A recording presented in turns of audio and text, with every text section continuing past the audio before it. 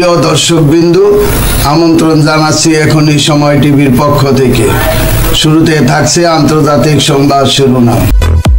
হামাসের জিম্মি দশা থেকে ফিরে নিজ বাসায় ধর্ষণের শিকার ইসরায়েলি তরুণী।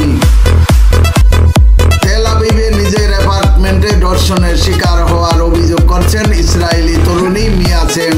2023 সালের 7 অক্টোবর ইসরায়েলে হামলা চালিয়ে হামাস যাদের জিম্মি করে গাজায় নিয়ে গিয়েছিল তাদের একজন তিনি। দি টাইমস অফ ইসরায়েল। 22 বছরের মিয়া সেদিন ইসরায়েলে নোভা মিউজিক ফেস্টিভ্যালে উপস্থিত ছিলেন ও ফিলিস্তিনি স্বাধীনতাকামী সশস্ত্র সংগঠনটির যোদ্ধাদের গুলিতে আহত হন। গুলি তার হাতে লেগেছিল।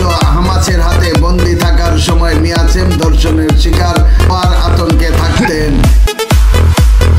কিন্তু তাকে যে নিজ বাড়িতে এমন ঘটনার শিকার হতে হবে তার কল্পনারও বাইরে ছিল। ইসরায়েলের গণমাধ্যমে বলা হয়েছে, সম্প্রতি মিয়া তেল আবিবের একজন সুপরিচিত ফিটনেস ট্রেইনারের বিরুদ্ধে তাকে মাদক দেওয়ার ও ধর্ষণের অভিযোগ তুলছেন। মিয়া এ বিষয়ে পুলিশের কাছে অভিযোগ করছেন। তার অভিযোগের ভিত্তিতে মার্চের শেষ দিকে ওই ট্রেইনারকে গ্রেপ্তার করা হয়েছে। কয়েক সপ্তাহ ধরে সামাজিক যোগাযোগ মাধ্যমে হামাসের জিম্মি দশা থেকে মুক্তি পাওয়া এক তরুণীর যৌন নিপীড়নের শিকার হওয়া নিয়ে নানা কথা হচ্ছিল। অবশেষে সামনে এসে এ নিয়ে খোলাখুলি কথা বলার সিদ্ধান্ত নেন মিয়া। গত শনিবার রাতে মিয়া সেম ইসরায়েলের টেলিভিশন চ্যানেলে ভারতে একটি সাক্ষাৎকার দেন। সেখানে তিনি নিজ অ্যাপার্টমেন্টে ধর্ষণের শিকার হওয়ার অভিযোগ নিয়ে বিস্তারিত কথা বলেন। তিনি বলেন, আমি সত্য প্রকাশ করার সিদ্ধান্ত নিয়েছি।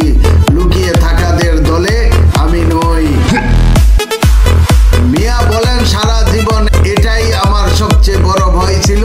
জিম্মি হওয়ার আগে, জিম্মি থাকার সময়, জিম্মি দশা থেকে মুক্তি পাওয়ার পর যেখানে আমার সবচেয়ে নিরাপদ থাকার কথা সেখানেই আমার সঙ্গে এটা ঘটেছে।